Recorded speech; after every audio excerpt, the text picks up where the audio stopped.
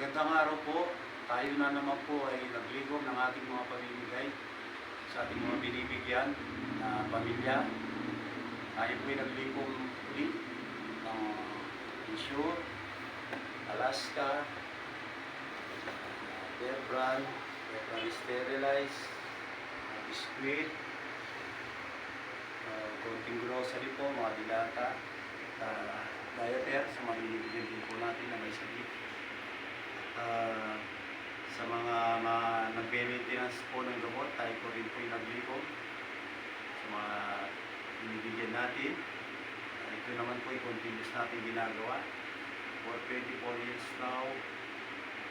Sa lahat po ng mabibigyan, sana patuloy na pagdasal niyo po ako. Sana continuous lang po ang ating ginagawa na ganito.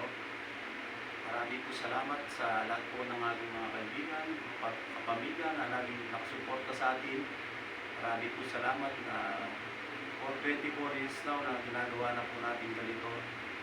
Sana magtuloy-tuloy pa po sa na makatulong kahit sa konting paraan lang, konting tulong lang po na may bigay natin.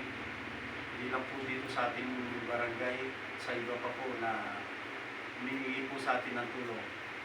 Tayo po'y gumagawa ng paraan o makatulong sa abot po ng ating makakaya.